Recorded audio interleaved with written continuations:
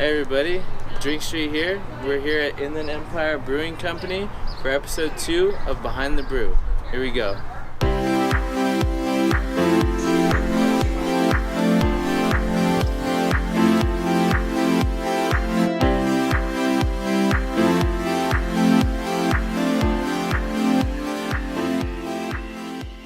Hello everybody, my name is Jalen. I'm here with Drinkstreet, my partner Ethan. What's up everyone? We are here with the brewmaster and the owner of Inland Empire Brewing Company, Paul and Ken. Hello. Hello. And we're gonna ask them a few questions about their microbrewery. We just want to know like what you guys' roots are, how long you guys have been brewing for. I started home brewing in 2003 because I heard that it was cheaper to make your own beer than to buy it, and that's an outright lie, by the way. That's funny. I started, there was a Sam Adams competition, a homebrew competition. Oh, right, I remember that. And yeah, it was kind of like at one of those early heights of homebrewing. Yeah. And I got a kit, tried it out, didn't win. That's cool. Did you guys start up this brewery here? Yes, well, I did. Ken came on afterwards. I started this with two other friends who actually aren't partners in the business anymore, but we got into it because we just really got into homebrewing. Yeah. And we thought, hey, it'd be cool if we tried making a business and try selling this stuff, And that was 10 years ago. And so we've just been hammering away at it since then. Like I said, Ken came on two years ago. Mm-hmm. We came to a point where we were trying to expand the business and talked to Ken, and he came on board and has helped us like really expand the brand and do some other cool stuff. That's cool. Yeah, so we've known each other a long time and been friends most of that time, I think. That's awesome. I've always loved beer and small businesses and working in small teams, and I think one of the great things about an industry like a brewery is you can sometimes make a little bit more risky gambles on advertising and things. Okay. The packaging. I think I love the way a lot of our marketing materials have come out. Yeah. The new cans and the sales booklets and posters, but at a lot of traditional businesses you wouldn't be able to put these elaborate war themes, giant robots with gauges and stuff. You get to play around with but it. with a brewery you can do a lot more playful marketing, and that's really great. So here we have the Inland Empire Brewing Company. They just introduced these new beautiful cans that they're going to be distributing, and you can buy here in store. And we got the Power of the Porter, American Porter here. And we've got the War Bond IPA right here. This is our Victoria Orange Blossom Barley Wine.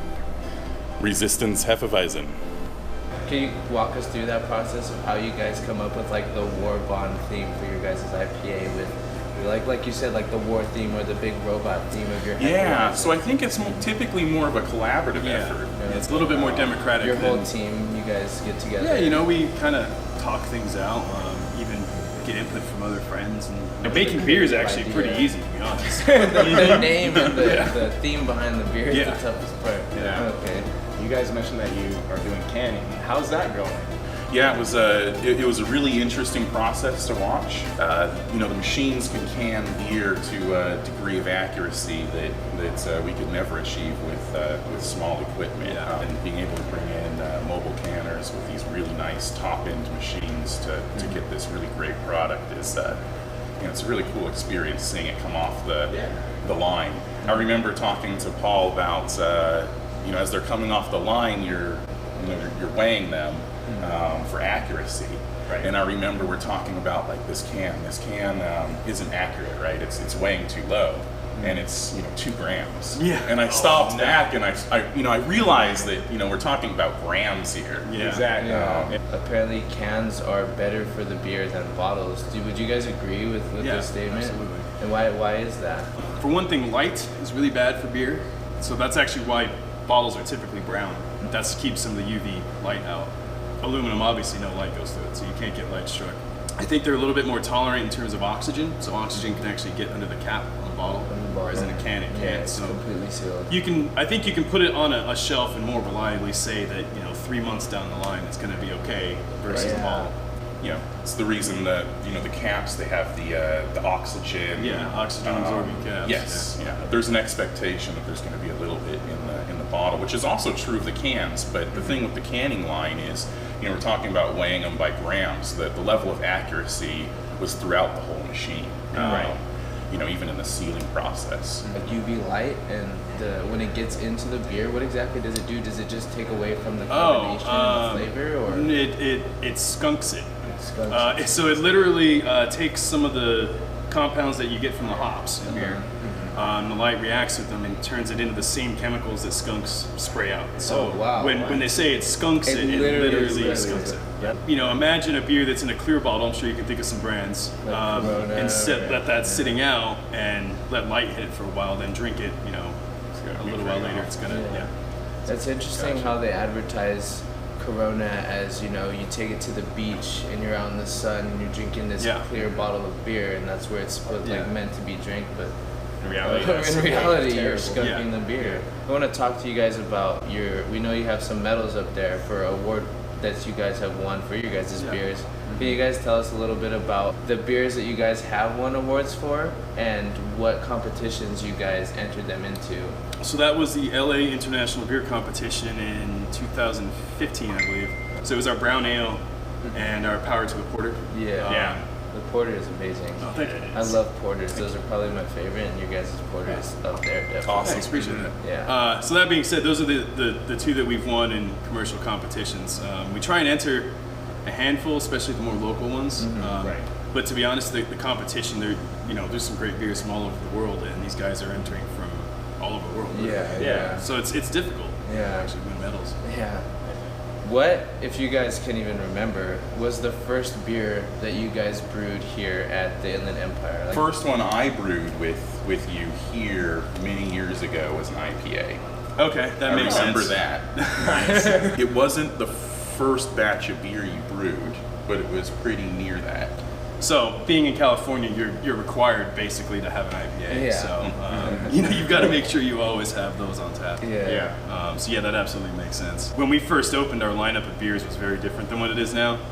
We had a blonde ale, a pale ale, a brown ale, and an IPA. And we don't have any of those same recipes in. So we do have an IPA and we have a brown ale, but the recipes have changed. Okay. If you had to make a choice, a selection of any beer that you guys could, what would be your favorite? I think pretty much anything that comes out of Founders that I've ever drank is really good. If I had to pick one, probably the KBS, but in so small quantities. Oh God, yeah. Yeah, it's super rich, really good beer. Yeah. It's also like 12%.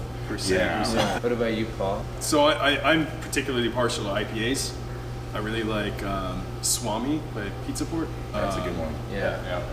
How are you guys involved in the community, just getting your guys' products out there for the community to enjoy? We do a lot of regular beer festivals. Often some of those beer festivals are hosted by some of the local charities. And one of the ones that we most recently did was an event for Dignity Health Foundation. And typically what we do for those kinds of events is we can go out and provide beer and all the equipment and staff for their events, which helps generate additional ticket sales for them.